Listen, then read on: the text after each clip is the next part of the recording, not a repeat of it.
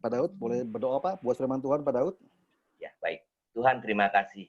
Kami sudah memuji dan menyembah-Mu, dan kami sudah bersaksi kebaikan-Mu, Tuhan. Saatnya kami mendengar firman-Mu yang akan dibawakan oleh hamba-Mu, Bapak Sunario Halim. Kiranya urapan-Mu turun atas beliau, sehingga kami boleh diberkati firman Tuhan pada malam hari ini, dan kami boleh kuat di dalam firman-Mu. Hanya di dalam nama Tuhan Yesus Kristus kami sudah berdoa dan mengucap syukur. Mari kita sama-sama yang percaya katakan, amin. Amin. Amin. Terima kasih Pak Daud, luar biasa pemuji Tuhan, pencipta lagu. Luar biasa Pak Daud, sangat diberkati Pak Daud malam hari ini Pak Daud. Karena saya belajar sama Halim. Oh tidak Pak, sama-sama belajar Pak. Oke, FGB Man, malam hari ini kita akan sama-sama mendengar firman Tuhan yang akan dibawakan oleh Pak Sunario Halim. Pak Nario, halo apa kabar Pak Nario? Ya, baik Pak Halim, bisa dengar suara saya Pak Halim? Bisa, Pak Nario, bisa. Oke. Jelas Pak Nario, ya? Ya, oke. Ya, mungkin sebelum firman Tuhan, boleh diperkenalkan dulu Pak Nario, berasal dari mana, RTV Jabar 3, atau bisnisnya apa Pak Nario, supaya kita semua tahu Pak Nario. Iya. Oke. Silakan Pak. Ya, selamat sore. Selamat sore dan selamat malam. Sore untuk di Indonesia, malam untuk di Australia. Ya, malam Pak Nario. Pak Adam, Pak Halim, Pak Dedi Mande, dan juga Pak Agus Manta, Pak Niko dari Cirebon, Pak Prawiro dari Cirebon, Pak Daud dari Cirebon, dan juga pria-pria yang terbahagia di dunia ini. Selamat berjumpa di virtual meeting bersama dengan Sydney Chapter. Nama saya Sunario Halim dari kota Cirebon, itu kota kecil ya. 1 istri, 2 anak perempuan, 5 cucu, umur saya 70 tahun. Saya memiliki sebuah toko emas grosiran dan juga memiliki sebuah BPR. Puji syukur pada Tuhan, melalui kesempatan ini saya akan menyampaikan sebagian daripada firman Tuhan. Dan firman Tuhan ini berjudul Pride is the father of all sins. Bahasa Indonesianya artinya kesombongan adalah bapak daripada segala dosa.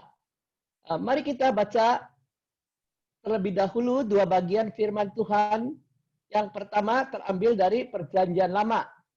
Itu Amsal 16 ayat 18. Amsal 16 ayat 18, saya yakin ini ayat sudah populer ya. Bunyinya demikian. Kecongkakan mendahului kehancuran dan tinggi hati mendahului kejatuhan. Dan bagian kedua terambil dari Perjanjian Baru, Yakobus pasal 4 ayat 6. Demikian bunyi firman Tuhan.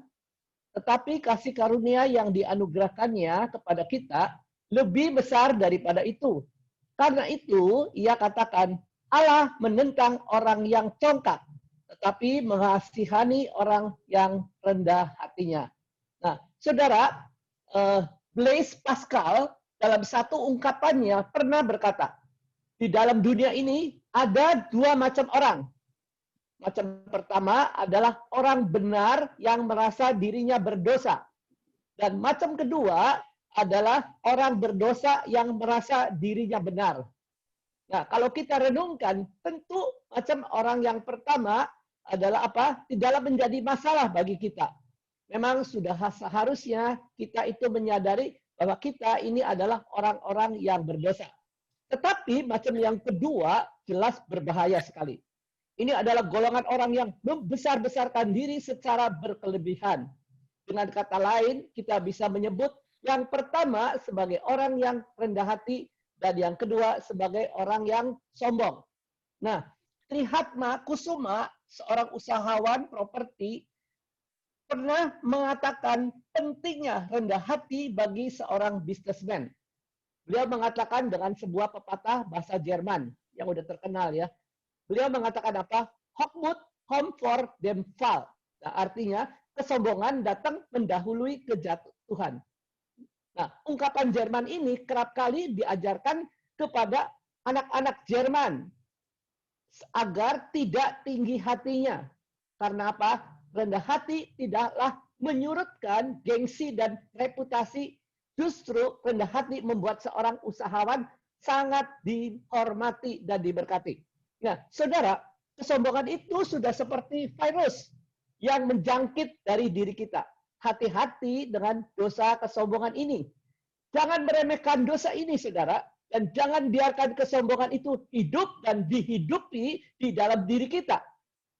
Nah, karena apa? Kesombongan adalah awal dari kejatuhan yang sangat mengerikan. Nah, saudara, mengapa sih dosa kesombongan itu sangat berbahaya? Nah, karena apa? Kesombongan adalah sumber dari dosa-dosa lainnya. Seorang teolog Katolik dari Italia hidup di abad ke-13. Namanya Thomas Aquinas. Dia berkata, "Pride is the father of all sins." Yaitu judul khotbah saya ya. Asalnya dari Thomas Aquinas ya. Artinya kesombongan adalah bapak dari segala dosa. Dia menyadari kuatnya dosa kesombongan. Nah, kalau kita perhatikan kitab Perjanjian Lama, yaitu kitab Kejadian, Adam dan Hawa jatuh dalam dosa kesombongan. Begitu dosa kesombongan itu jatuh, maka dosa yang lainnya akan beranak cucu. Karena apa? Bapak dari segala dosa adalah kesombongan. Dan dosa kesombongan itu melahirkan dosa apa sih? Nah, yang pertama, kita akan belajar 3 hal. Ya. Yang pertama adalah dosa dusta dalam diri manusia. Apa sih hubungannya orang yang sombong itu bisa berdusta maksud saya. Atau melahirkan dusta. Saudara, seorang yang sombong itu selalu ingin diakui keberadaannya. Dia ingin diketahui kehebatannya. Tapi kita tahu tidak selalu diri kita itu hebat. Kadang-kadang bisa naik, kadang-kadang bisa turun. Dan diri kita ini luar biasa, saudara. Dan kita tidak bisa selalu diri kita hebat dan diri kita itu luar biasa. Maksud saya gitu ya. Nah, kalau keadaan kita ini adalah sebaliknya. Maka seorang yang sombong akan selalu mengarang cerita. Untuk apa? Untuk menutupi kelemahannya dan menutupi keadaan sebenarnya, bukan? Contohnya, saudara, seandainya ada 2 orang bapak bertemu. Ya, ini sih ceritanya ada 2 orang bapak bertemu. Seorang bapak berkata, "Hai Pak, kabarnya perusahaan bapak, yaitu perusahaan batu bara bapak itu sudah dijual ya. Kenapa sih Pak dijual? Katanya menghasilkan untung yang banyak." Mungkin, saudara, kalau orang yang sombong itu akan berkata demikian. "Ya, iyalah Pak, saya itu dimarahin oleh istri. Dimarahin oleh istri terus. Dan istri saya selalu berkata, 'Pak, kamu kan sudah tua, umurnya sudah 70 lebih. Perusahaan kita sudah begitu banyak. Sudahlah, berhenti aja. Istirahat aja. Jual aja perusahaan itu.' Lalu saya jual perusahaan itu. Yang lainnya menyusullah gitu." Nah, saudara, padahal bukan itu, saudara. Apa yang terjadi sebenarnya? Bangkrut, saudara. Ia mengalami kesulitan ekonomi. Saudara, karena kesombongan itu sudah masuk di dalam dirinya, nggak bisa dia terima keadaan seperti itu. Lalu apa? Lahirlah dosa yang lain, yaitu dusta. Jadi pride is the father of all sins. Kita harus hati-hati. Nah, saudara, lalu dosa kesombongan itu melahirkan dosa apa, saudara? Dosa apa lagi? Itu ada yang kedua. Nah, itu dosa iri hati di dalam diri manusia. Saudara yang kasih dalam Tuhan, karena kesombongan, orang itu selalu melihat dirinya lebih hebat. Melihat orang lain lebih rendah. Dan celakanya ketika pujian datang pada orang lain, bukan pada dirinya, orang yang sombong itu marah. Karena apa? Dia sangat sulit untuk menerima keadaan dirinya. Nah, lalu muncullah apa, saudara? Perasaan iri hati, perasaan panas dalam dirinya. Mengapa demikian, saudara? Karena orang yang sombong, dia ingin mendapatkan pujian hanya bagi dirinya sendiri. Bahkan pujian yang buat Tuhan, lama-kelamaan diambil buat dirinya sendiri. Oleh sebab itu, hati-hati. Pride is the father of all sins. Saudara, kesombongan melahirkan juga dosa yang lainnya. Nah, apa sih dosa yang ketiga? Dosa narsis. Kita semua tahu ya apa artinya narsis. Zaman sekarang adalah zaman narsis, terus terang aja, saudara. Orang itu kalau punya HP, selfie di mana-mana. Sering kita berpikir, orang ini lucu banget sih. Udah tua-tua kok sering selfie-selfiean. Oke saja saudara, kalau orang itu adalah remaja. No problem kalau remaja saudara. Tapi narsis sudah menjalar ke orang tua. Orang tua juga ikut kayak remaja. Kalau mau foto, nah, foto selfie saudara, kepalanya miring ke kiri, badannya miring ke kanan, lidahnya dijulurkan, apalagi kaum emak-emak saudara, wah luar biasa. Mereka itu memposting foto-foto masa mudanya. Nggak apa-apa sih sebenarnya sih, tapi itu sebagai mengungkapkan diri. Tapi saudara, hati-hati. Di balik itu ada suatu pengakuan yang mau diakui oleh hal lain saudara. Nah, kadang-kadang orang sombong itu sangat narsis. Dia haus akan pujian. Nah, itu yang penting ya. Dia haus akan pujian. Lalu ketika pujian itu diharapkan datang, dia memikirkan figurnya seperti apa sih saya ini? Diri saya sendiri itu seperti apa sih? Seringkali di luar kenyataan yang sebenarnya. Nah, saudara, biasanya orang yang sombong itu selalu menilai dirinya overvalue, overestimate, mengira dirinya luar biasa. Misalnya, saudara, saya kasih sebuah perumpamaan kucing, tapi dia menganggap dirinya seperti singa, ya gitu ya. Padahal dia kucing, saudara. Dia tidak seperti sebetulnya, saudara. Nah, ini adalah dosa narsis yang sangat berbahaya. Yang sering kali kita mengukur diri kita untuk tidak menerima keadaan diri kita yang sebenarnya.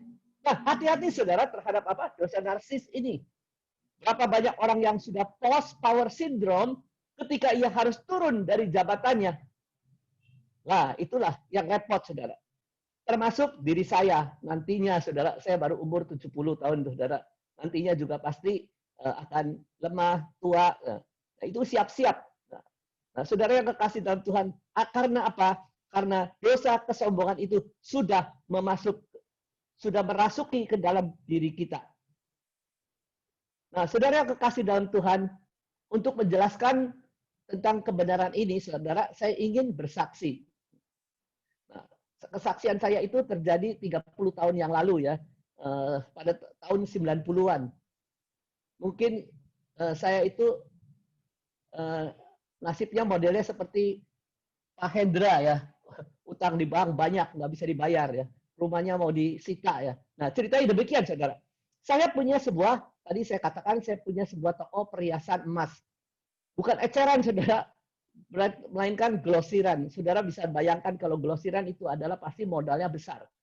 Nah, waktu itu ada sebuah perusahaan, lagi musim saudara, tahun 90-an itu, perusahaan apa saudara? Foreign exchange, yaitu disebut sebagai forex, menawarkan kepada saya untuk main commodity future trading.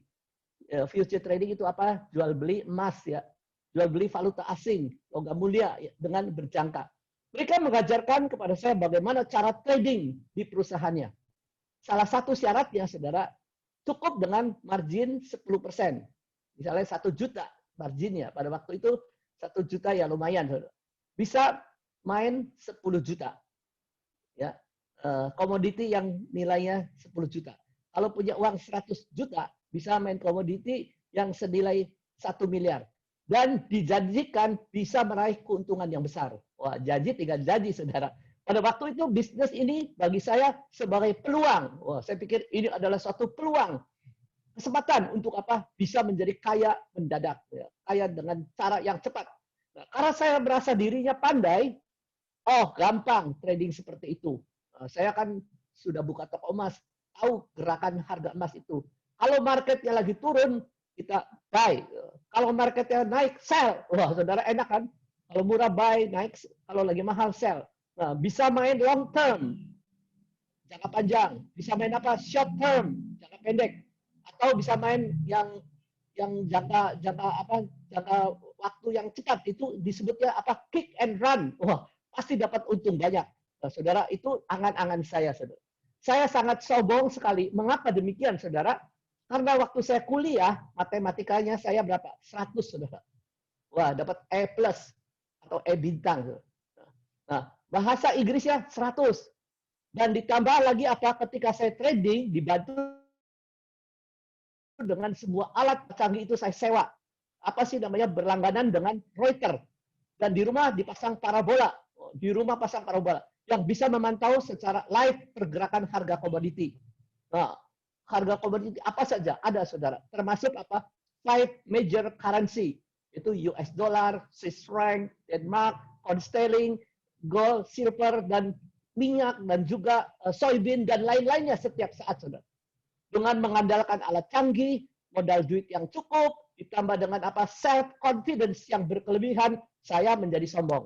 Wah, saya berangan-angan kalau saya kaya bisa menjadi berkat bagi orang banyak. Nah, ini Alkitabiah, saudara, karena saya itu rajin ke gereja dan ikut pelayanan di gereja.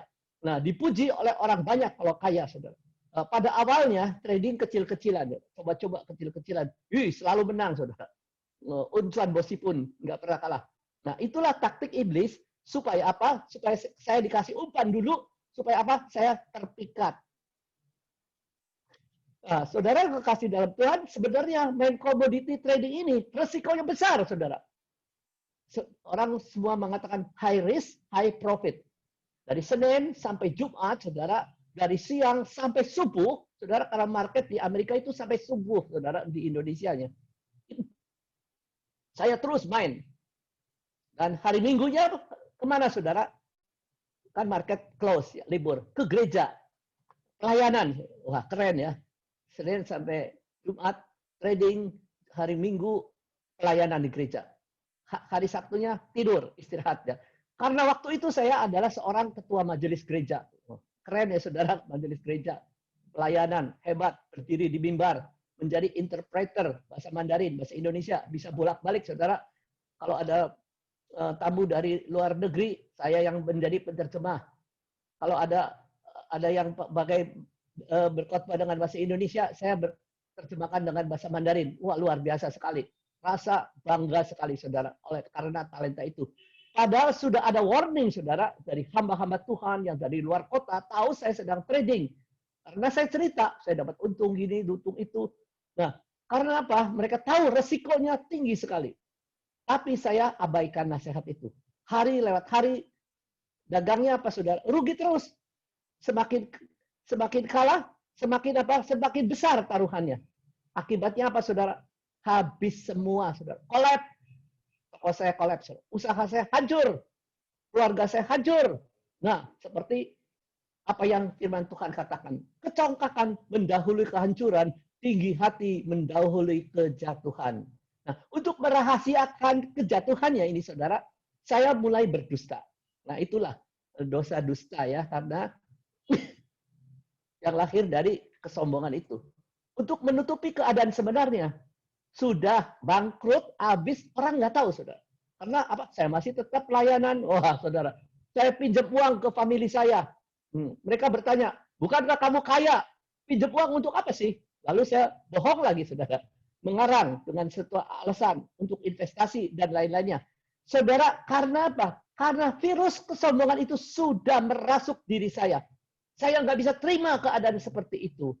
Lalu lahirlah dosa yang lain, yaitu apa? Dosa berdusta. Nah, dapat pinjaman uang, saudara, bukannya untuk bayar utang, untuk modal, tapi dipakai apa? Untuk lagi, saudara. Main lagi. Ternyata makin main, makin habis, saudara. Nah, saudara, mungkin, saudara, seringkali tanpa kita sadari, kita telah menjadi orang yang sombong. Saudara, orang sombong itu nggak sadar. Terus terang aja itu, saya akuin. Nggak sadar, kiranya hebat. Apa sih yang dapat membuat kita menjadi sombong? Biasanya apa? Kita memiliki pendidikan yang tinggi, seperti saya itu sarjana ya. Kedudukan yang mapan.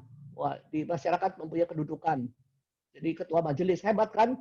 Keberhasilan.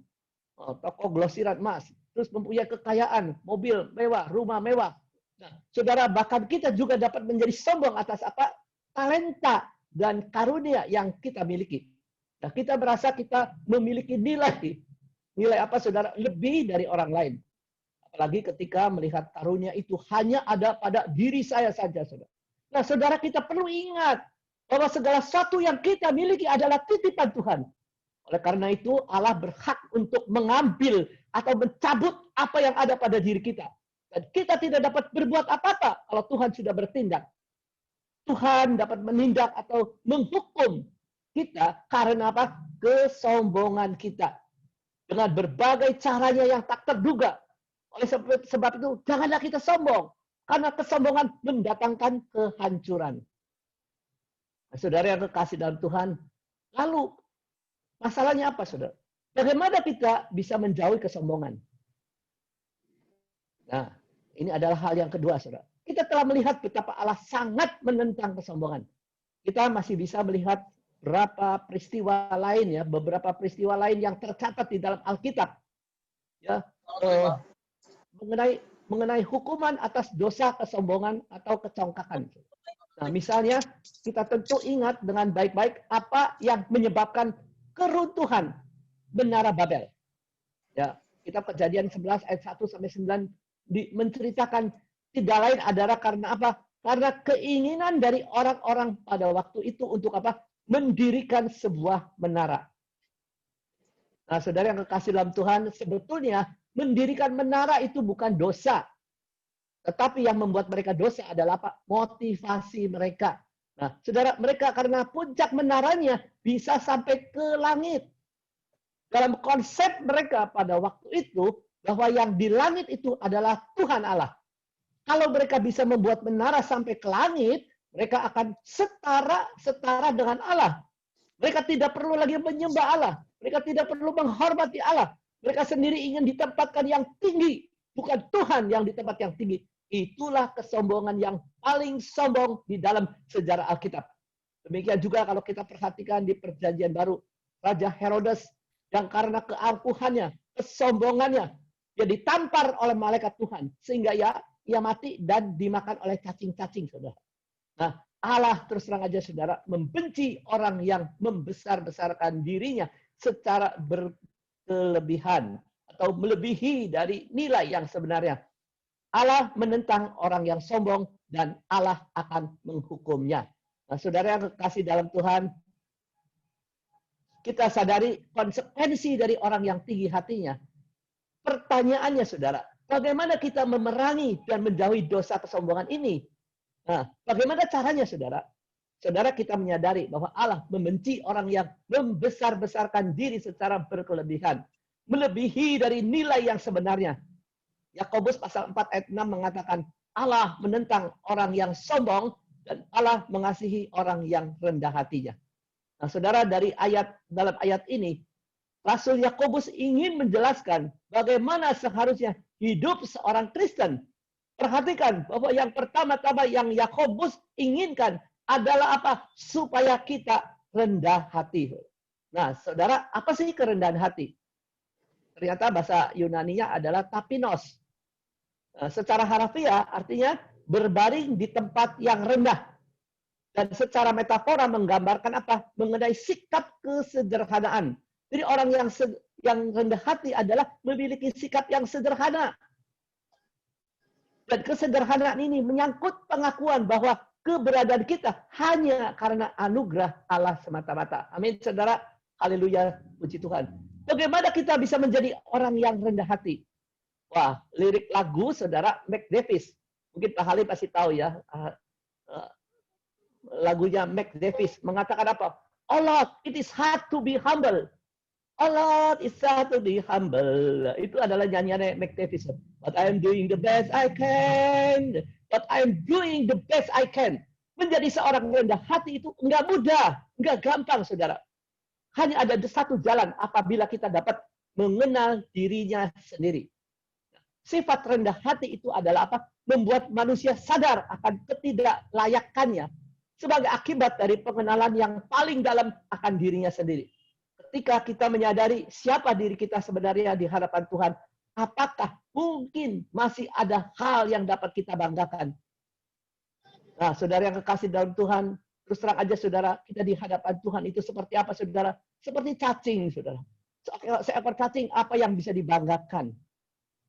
Nah, saudara, saya ingin menyambung kesaksian saya, saudara. Setelah saya hancur dalam usaha saya, keluarga saya setiap hari seperti apa, saudara? Perang Baratayuda. Ribut terus, saudara.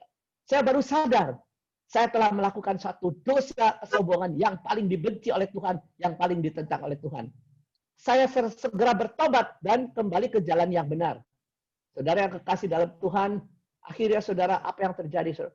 Melalui pergumulan yang sangat berat, saya dididik untuk belajar rendah hati. Saya harus mengakui kebodohan saya, mengakui kesok pinternya saya, saudara.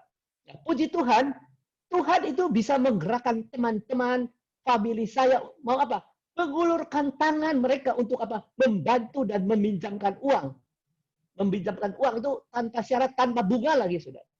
Nah, menitipkan perhiasan-perhiasan emas supaya saya dijual di toko saya, saudara. Nah, lalu mereka berpesan, Pak Saudara, jangan main forex lagi. Lalu saya mengatakan, ya udah, Pak, saya janji, swear, saya janji, saya tidak akan main forex lagi. Saya tidak akan main judi lagi. Mereka mendoakan saya, saudara, supaya apa? Supaya saya bangkit kembali dan bisa membayar hutang-hutangnya dan rumah saya bisa ditembus kembali, saudara. Nah, akhirnya, saudara, dalam kurun waktu 5 tahun, mujizat demi mujizat terjadi dalam kehidupan saya. Saya diberkati Tuhan kembali, saudara. Semua hutang lunas. Haleluya, puji Tuhan, saudara. Wah, itu luar biasa. Hutang semua lunas. Saya tadi dengar kesaksiannya Pak Hendra, cara melunasi hutangnya memang berliku-liku. Tuhan tepat pada waktunya bisa melakukan suatu perbuatan yang ajaib, saudara. Dan demikian juga saya. Karena apa? Tuhan menggerakkan hati daripada famili saya sehingga mereka mau mengulurkan tangan membantu saya. Akhirnya saya bekerja keras dan membanting tulang setiap hari dan akhirnya semua hutang lunas. Modal tokonya juga kembali, saudara. Nah, suasana keluarga tidak ada baratayuda lagi. Damai sejahtera kembali. Pelayanan dipulihkan kembali. Nah, saya menyadari bahwa semua karena apa? Karunia Tuhan yang anugerahkan kepada saya. Amin, saudara. Haleluya. Nah, setelah dipulihkan, apa yang terjadi, saudara? Saya tidak berani sombong lagi. Saya belajar rendah hati. Lalu seorang teman saya mengajak saya kongsian, ya 50-50 untuk membuka BPR. Sudah 14 tahun sampai hari ini, saudara, BPR itu dan sangat diberkati. Nah, saudara yang kekasih dalam Tuhan, belajar rendah hati, seperti tadi saya katakan, meskipun it is hard to be humble, but I'm doing the best I can, saudara. Nah, saya diajak oleh teman bergabung dan masuk dalam bengkel rohani, yaitu yang kita sebut sebagai full gospel businessman internasional. Haleluya, puji syukur pada Tuhan.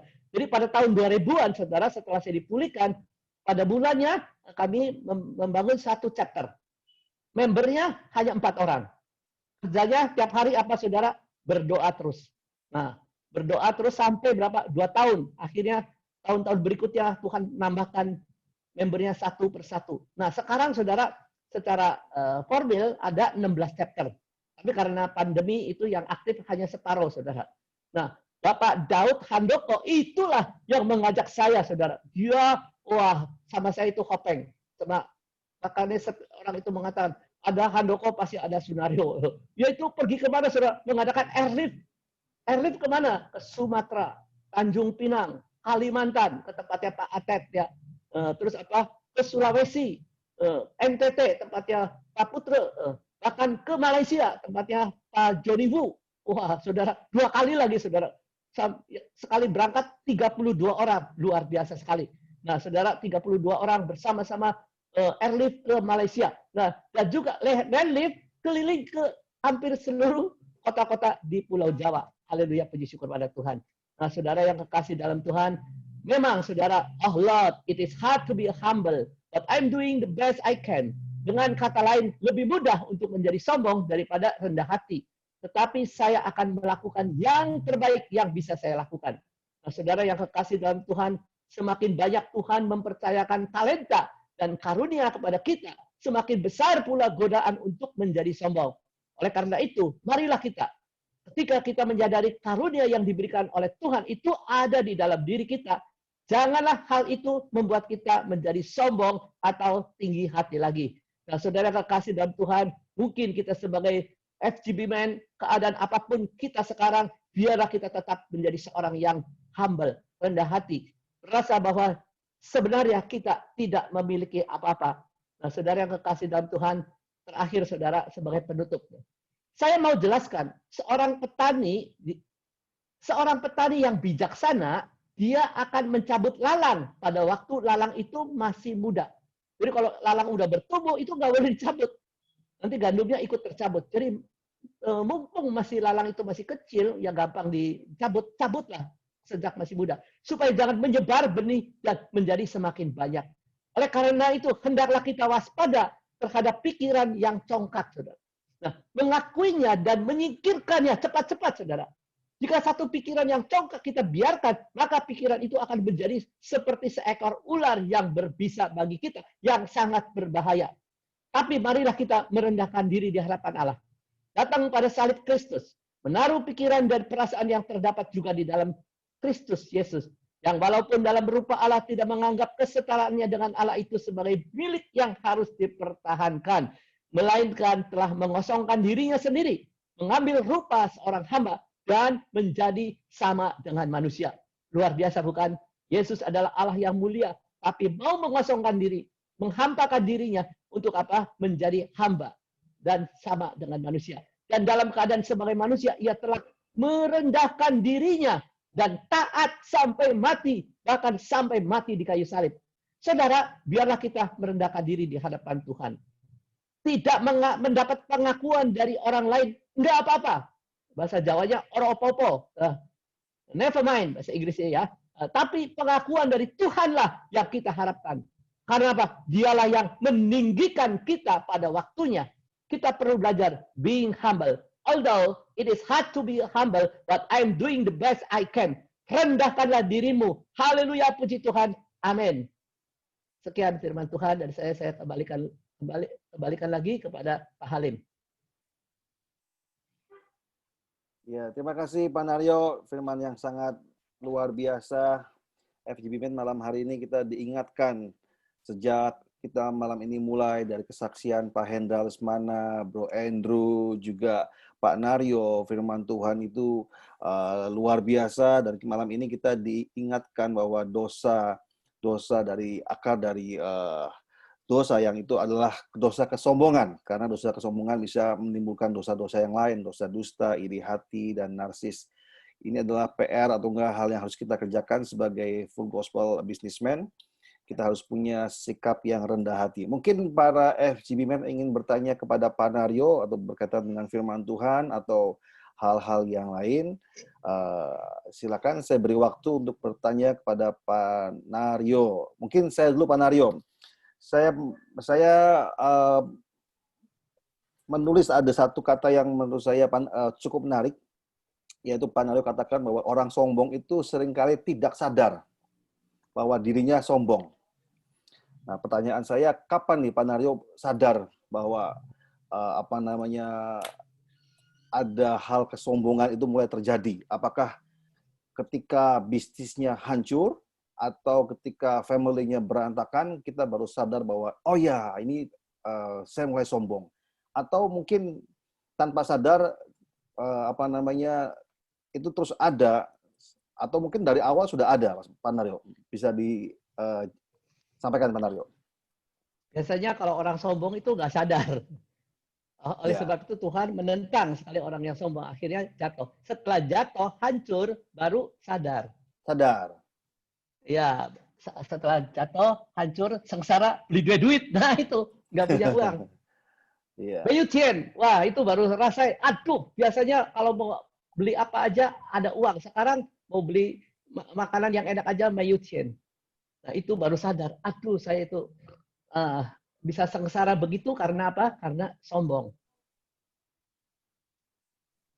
Jadi baru sadar ketika ada masalah ya, dipukul oleh Tuhan ya. Ketika dipukul oleh Tuhan, saya rasa.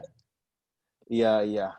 Jadi saya menarik kesimpulan bahwa setiap kita itu harus merendahkan diri serendah-rendahnya, Pak Naryo ya. Ada hamba Tuhan yang mengatakan yang menjelaskan bahwa kita itu harus seumpama seperti sebuah gelas air, kita harus taruh gelas air itu di lantai.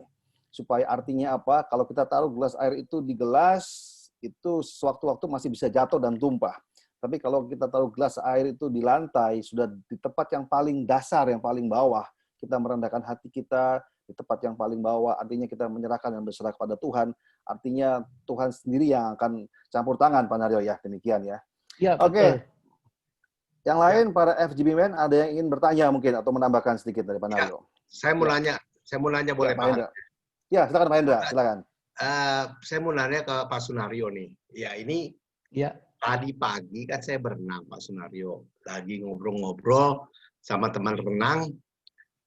Punya cerita. Ternyata dia bilang main saham saat-saat COVID ini menurut dia ini paling bagus. Kenapa?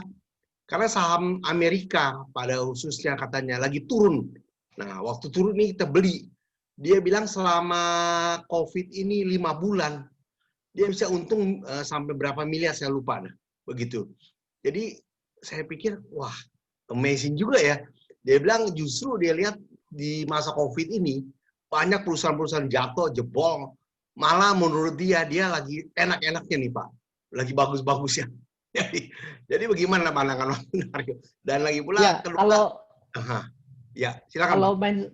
Kalau main saham di perusahaan yang sehat, yang benar, yang resmi itu oke. Kalau saya main di perusahaan yang tidak resmi, jadi sekarapnya sendiri, nggak ada aturannya. Jadi 10% uang bisa main 100 juta bisa main 1 juta. Kalau kita loss 10% aja, uang jaminan kita habis. Kalau uang jaminan habis, loss-nya 20%, saya harus menginjek lagi. Nah, itulah yang membuat racun itu injeksi. Jadi itu main kayak judi, semacam judi. Itu paling ditentang oleh Tuhan. Nah, kalau saham yang seperti Pak Hendra mengatakan itu ada perusahaannya resmi, ada bursa efek. Nah, itu kalau Bapak nggak punya, kalau beli saham, kalau uangnya nggak dikirim, nggak dibayar, saham itu akan dibatalkan. Jadi itu keras sekali sekarang aturannya. Dulu tahun 90 itu nggak ada aturannya demikian, nggak ada aturannya. Jadi main komoditi itu sekarapnya sendiri. Jadi unlimited, akhirnya unlimited. Masa beli emas sampai satu kintal, seenaknya aja. Beli emas 1 kintal, dikasih saudara. 1 kintal berapa? Coba bisa bayangkan dikasih. 1 kintal 100 kilo. Kalau rugi 1 juta aja 1 kilo, saya harus injek uang 100 juta. Ya kalau menang untungnya gede, tapi biasanya orang main itu banyak kalahnya daripada menang. Karena apa? Kalau menang kalau kalah penasaran ya. Kalau menang apa saudara? Biasanya tuh kemaningan ya. Kalau menang itu pasti main lagi. Iya, mau lagi, iya. Ya, oke. Pak Sunario berarti masih main dong sekarang ya, yang saham yang resmi. Enggak berani sekarang.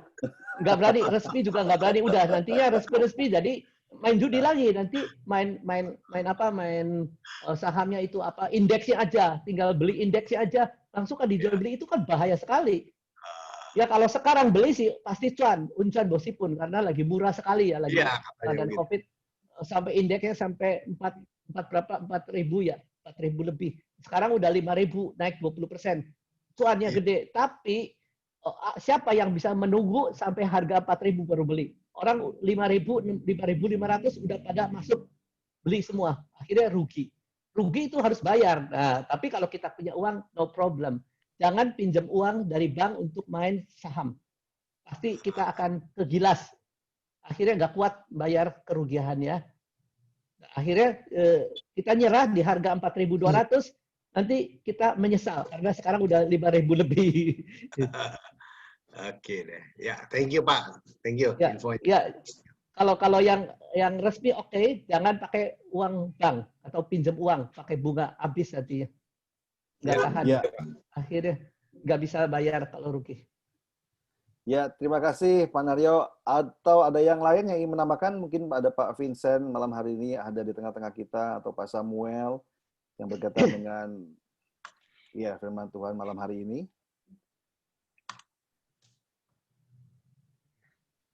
Ada Pak Ayung juga, Pak Iskandar. Saya lihat juga sudah ada malam hari ini. Mungkin ingin menambahkan atau ingin menambahkan sesuatu.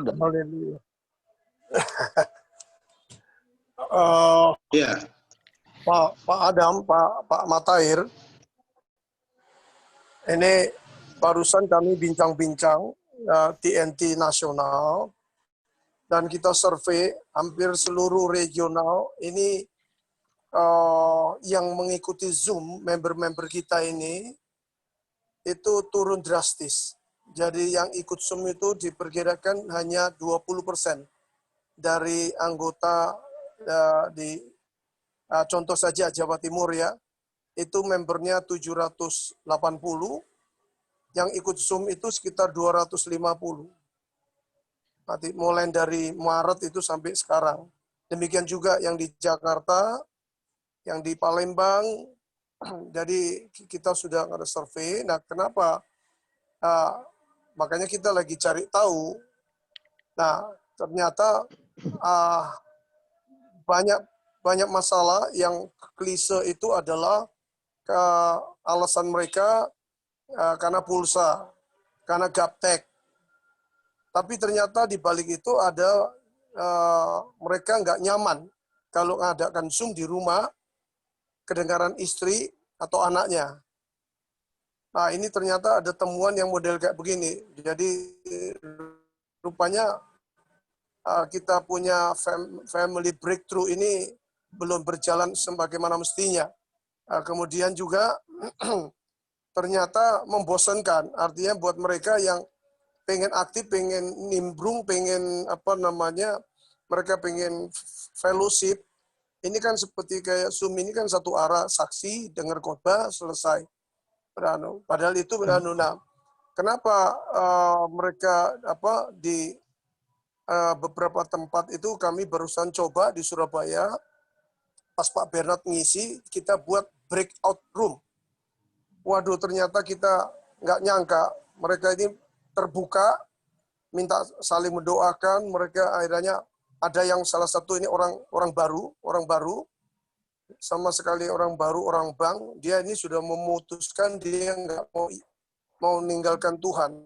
Padahal dia dulu ngajar sekolah minggu, dia ini karena dia dalam kesesakan, sudah di PHK, nggak ada jawaban, dia sudah doa, tapi kemudian ada teman dari Surabaya ngajak dia masuk, orangnya tinggal di Bintaro.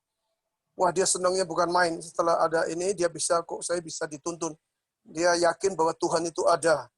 Kok bisa diketemukan kerinduan dia, bisa fellowship yang bukan dalam bentuk model Zoom, yaitu breakout room itu. Jadi dia bisa curhat, dia bisa keluhan-keluhannya itu, kemudian kita doakan dia rame-rame. Wah, dia senang sekali dan dia minta di gospel untuk dia Nah, saya oleh karenanya saya diminta supaya untuk mengumumkan atau memberikan supaya Zoom meeting kita ini coba formatnya dibikin semacam breakout room. Contohnya kayak hari ini Pak Sunario memberikan yaitu mengenai kesombongan. Coba nanti terakhir kamu bagaimana sekarang dilemparkan? Apakah di dalam diri kita ini ada sombong nggak? Mungkin kita nggak sombong di sisi. Ya, mungkin kita nggak disombong di rohani, tapi sombong di duit. Mungkin sombong di jabatan, mungkin sombong kelakuan kita. Nah, coba ini supaya setelah itu saling doakan, bereskan. Waktu sharing 20 menit itu di breakout Zoom, saya percaya akan terjadi lawatan Tuhan. Itu kira-kira Pak Adam, Pak Rifin, dan juga Pak Matair. Terus sekali, ini penting sekali Zoom meeting ini, karena mereka, saya dengar banyak mereka sudah nggak ke gereja, cuma ngelihat live streaming, nggak ada kontakin, cuma dengar masuk terus, tapi mereka punya masalah. Mereka mengungkapkan dengan siapa.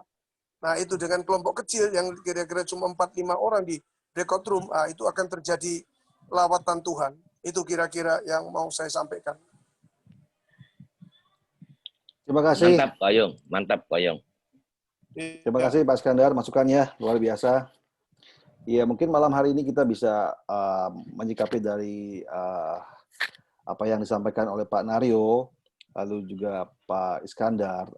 Apakah saudara ingin sedikit kasih kesaksian dalam arti ingin sedikit memberi hal yang perlu di-sharingkan, dosa kesombongan di sisi mana yang kita pernah merasa kita sombong? Ada yang ingin di-sharingkan, lalu kita akan sama-sama akan terus saling mendoakan.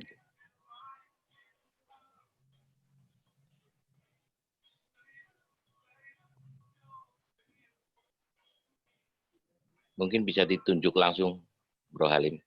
Tembak aja langsung. Sesuai suara Roh Kudus. Tembak aja langsung. Sidney sama seluruh yang hadir. Tembak aja Pak Daud satu-satu. ya. Oke, kalau gitu Pak Daud dulu, Pak Daud. Ya, baik, terima kasih. Ya, terima kasih. Ya, memang benar apa yang tadi Pak Iskandar ngomong itu betul. Karena kita kadang-kadang tidak sadar bahwa kita punya kesombongan yang sering menjadi batu sandungan dalam pelayanan kita, baik di dalam FGB ataupun di gereja-gereja kita masing-masing. Ini sungguh mengingatkan kita. Kok Ayung bicara itu bukan karena kehendaknya sendiri, tapi ada pimpinan Roh Kudus yang terus memelihara kita sebagai pria-prianya FGB Men untuk terus berusaha menjadi lebih baik dan serupa seperti Kristus.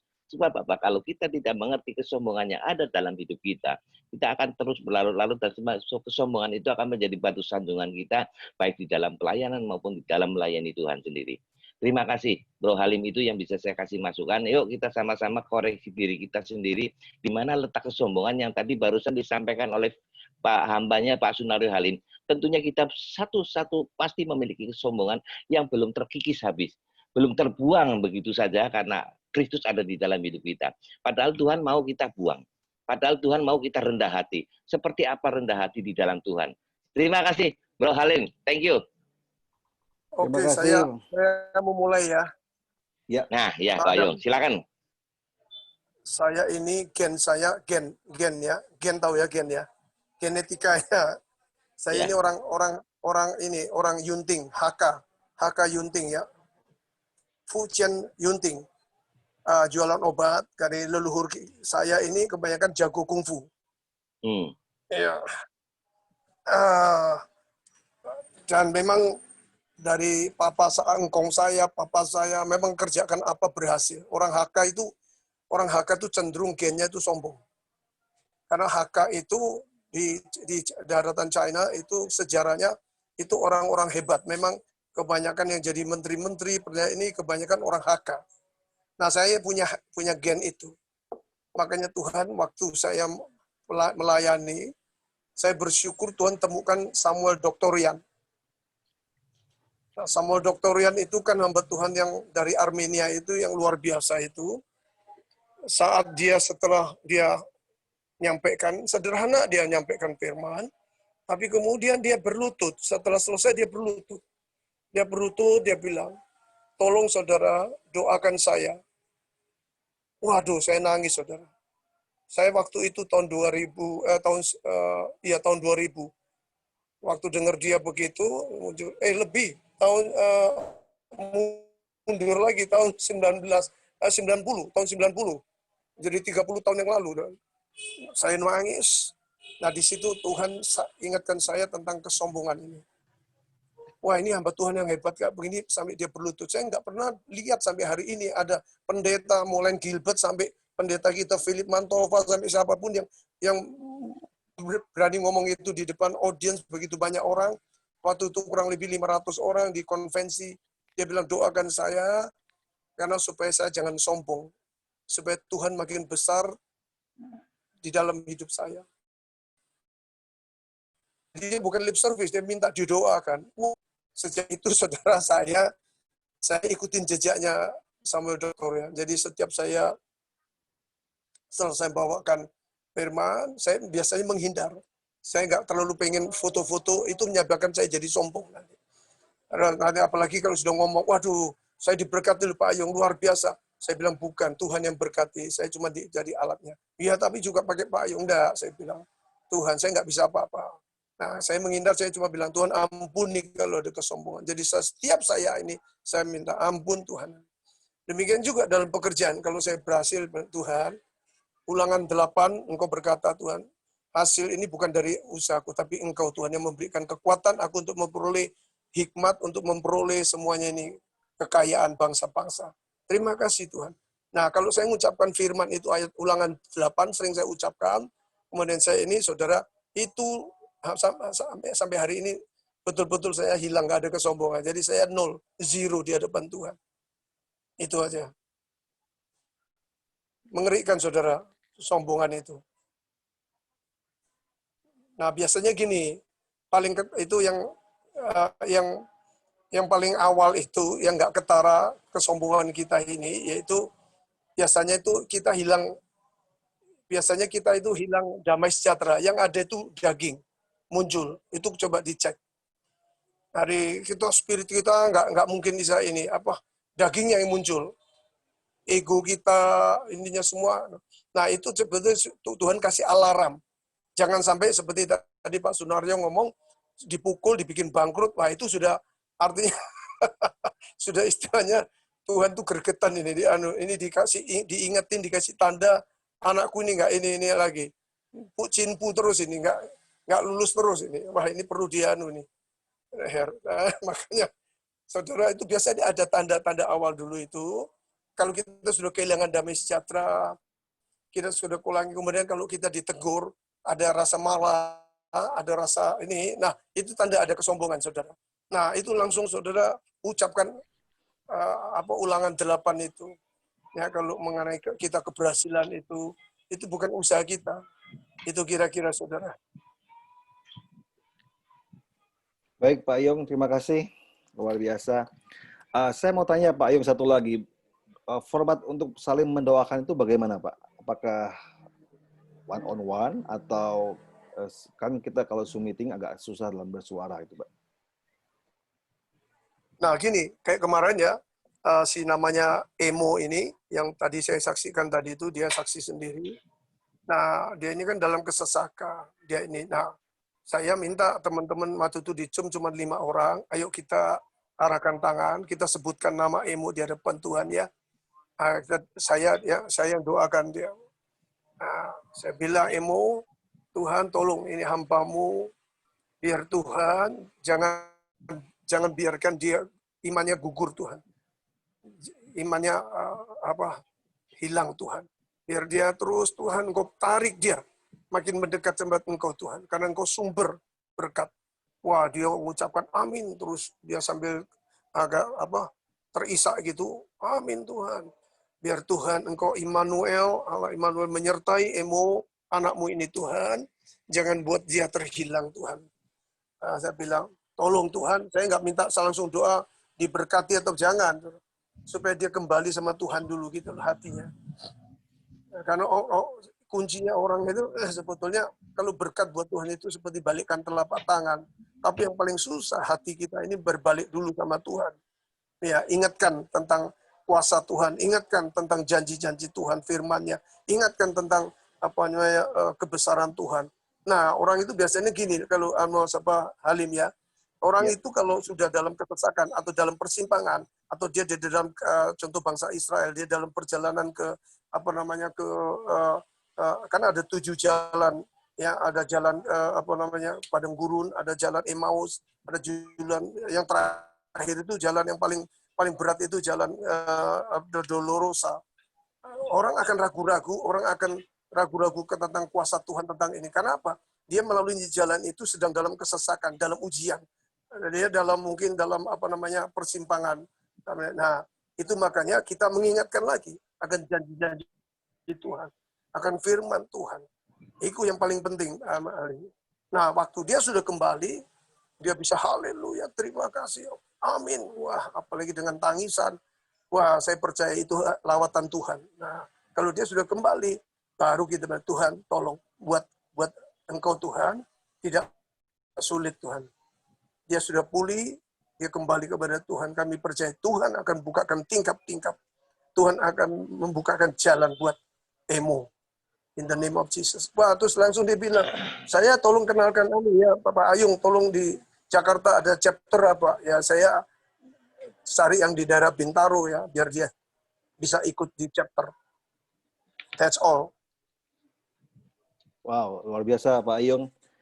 Oke, malam hari ini para FGB Men, saya akan bertanya mungkin apakah ada prayer request dari para pria-pria malam hari ini. Ini luar biasa masukan dari Pak Ayung ini. Kita langsung praktek malam hari ini, khususnya tentang hal kesombongan atau dosa kesombongan. Atau saudara punya beban tersendiri yang minta kami untuk berdoa malam hari ini, silakan. Ada yang ingin share atau yang ingin mengatakan something, prayer request. Saya bisa beri Iya. sedikit saja. Ya, Pak Samuel. Ya, tadi usulan untuk apa? Mengadakan, memakai breakout rooms itu, saya rasa baik sekali. Kami juga pernah coba begitu, di satu persekutuan, itu kalau kelompoknya kecil-kecil, jadi mungkin hanya 4 orang, 5 orang begitu, orang bisa terbuka, dan bisa didoakan, dan bisa... Pada prinsipnya kalau orang itu bisa bicara, bisa share begitu, itu dan merasa diterima, dia akan happy, ya. Dia akan mendapat sesuatu. Ya. Tapi kalau dia itu hanya diajar gitu, di dikotbahi atau itu biasanya malah sulit itu. Nah, saya nggak tahu, tapi ini perasaan saya ngatakan begitu. Jadi orang juga lama-lama Zoom itu juga karena merasa seperti one way saja ya, lama-lama dia bukan jengkel lah, tapi lama-lama bosen nggak dapat apa-apa gitu mungkin ya. Dan terus lama-lama dan juga dia bisa matikan itu nggak kelihatan, videonya matikan, mute-nya juga nggak kelihatan, dia juga bisa jalan-jalan kemana. Ya begitu dah, habis lah gitu. Ada gereja itu saya perhatikan, gereja yang online itu, yang dengerin cuman 4 ekor, 5 ekor, minta ampun. Kasihan, bukan maksud saya itu, kasihan yang khotbah itu juga kadang mikir, aduh, bagaimana itu ya. Tapi kalau orang itu bisa, breakout room itu bisa banyak sekali di sekarang ini. Ya, bisa dibuat kelompok kecil-kecil, gampang sekali. Wah, itu bukan main sebetulnya. Kami memang pernah nyoba juga. Memang betul, yang seperti Pak Ayung tadi bilang, betul itu. Dan juga betul juga, ini Zoom meeting ini, punya Sydney ini termasuk hidup ini. Syukur sekali. Pak Adam itu terus, mulai hari Senin udah kirim, Selasa kirim lagi, Rabu kirim lagi.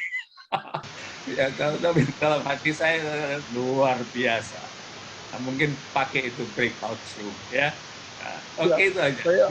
Terima kasih Pak Samuel. Ini ada satu hal lagi. Saya kemarin ditanya, ada banyak yang pertanyaan di chapter-chapter Jumat kemarin. Saya bilang ini kesempatan harusnya dengan krisis ini, krisis multidimensi ini kesempatan kita praktek His banner over us is love, Pak. Saudara-saudara. Yaitu apa? Love itu apa sih? Care. Kita peduli. Love itu kita mau sacrifice. Mau datengin, mau nelponin, mau mungkin kunjungin offline, ya betul-betul yang mereka dalam kesesakan. Itu kehadiran saudara dan saya itu lagi ditunggu banyak orang yang sekarang kehilangan pengharapan, kehilangan arah, kehilangan semuanya. Mereka, nah ini kesempatan panen jiwa-jiwa. Nah, kita nggak boleh diem. Kita sebagai member Full Gospel itu kita punya ranah, kita punya goal, fokus kita melayani ya ini kesempatan Pak Samuel, Pak Adam, sama Pak Arifin, jiwa-jiwa sama Pak Halim ya. Ini kesempatan banget ini kita praktek habis Islam. Termasuk tadi Zoom meeting kita dengan breakout room itu. Kita memperhatikan satu dengan lain, mendoakan mereka. Nah, memang mereka dalam kekurangan, ayo urunan. Seperti kayak di DKI 1 kan, waduh itu sampai mereka betul-betul merasakan Tuhan hadir dengan memberikan pertolongan waktu mereka dalam kesesakan, nggak punya uang untuk dia berubah. Kita urunan, saya ikut urunan. Nah ini kesempatan Tuhan bicara banyak soal ini. Ini penting. Dari malam ini saya lewat kemarin Jumat itu, saya mulai bergerak ke seluruh regional untuk lakukan ini, banner of Islam, Pak. Ya, Pak Halim. Siap, Pak. Ya, luar biasa, Pak Iskandar. Oke, ini waktu berjalan terus. Mungkin ada ingin menambahkan apa yang disampaikan oleh Pak Ayung, atau ingin ada prayer request dari para pria-pria ini yang minta didoakan malam hari ini?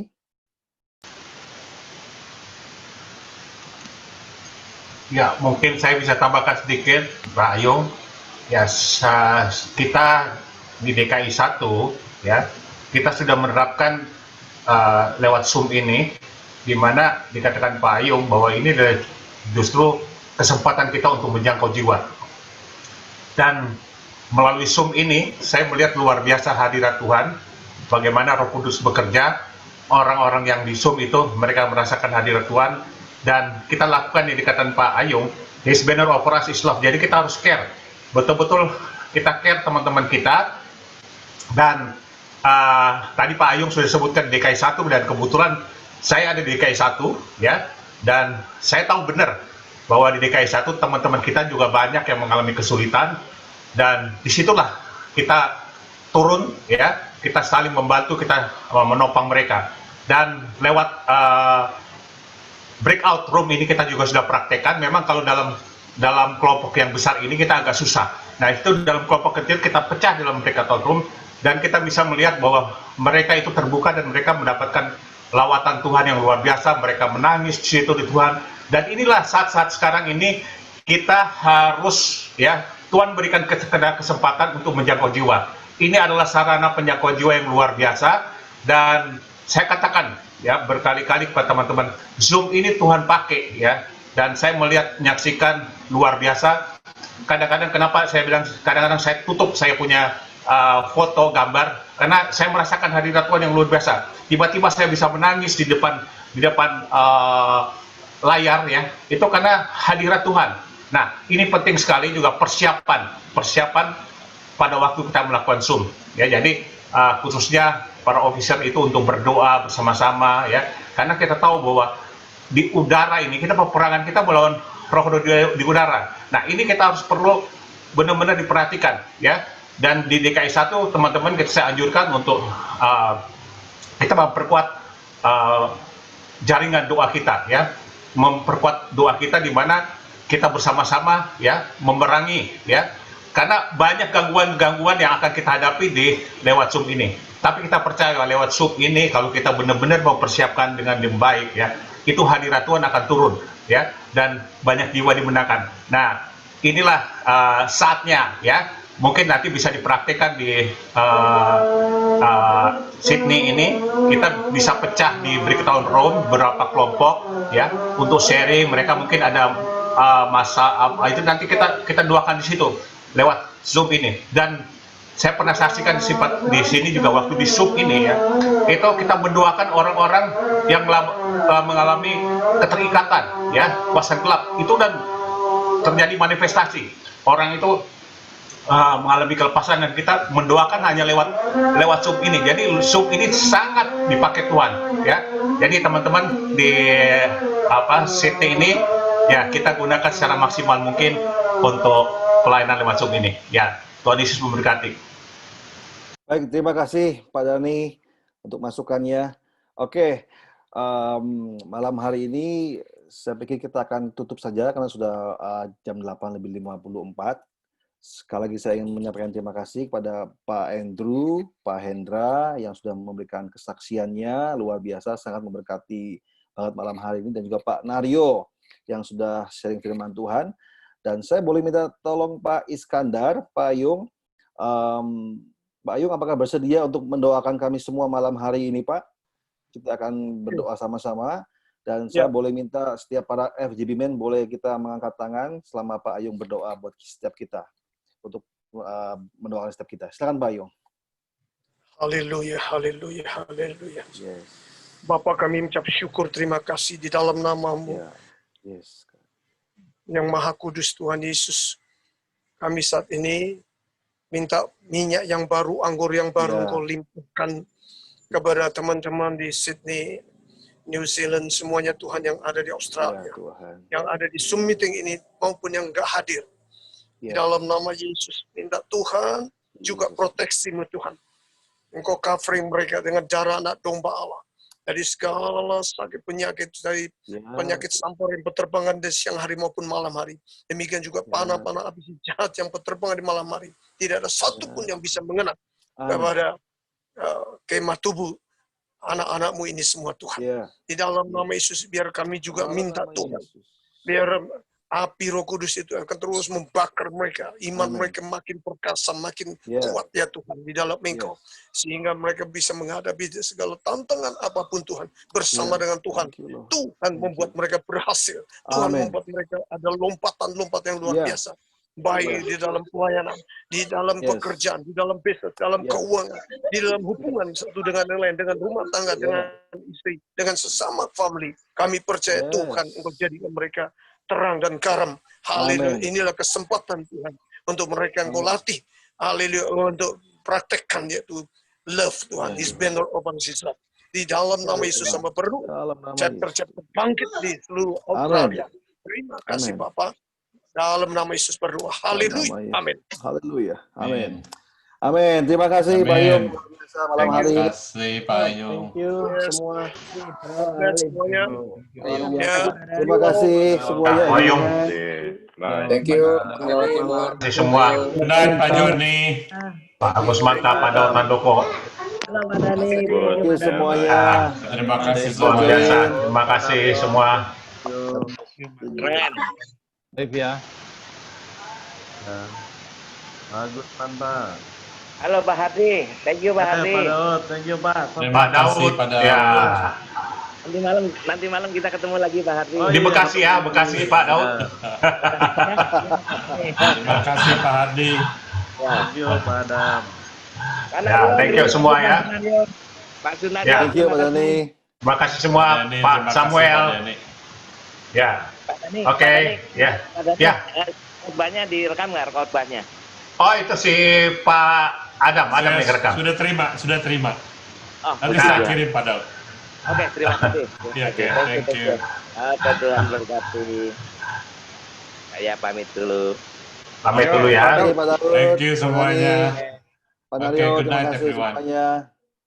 Ya, kita tutup ya. Good night. Iya Pak Dam. Thank you Pak Dam. God bless you Ya, semuanya. thank you, ya. Ya, bye. Thank you. Oke, sampai ketemu lagi. Bye. Thank you.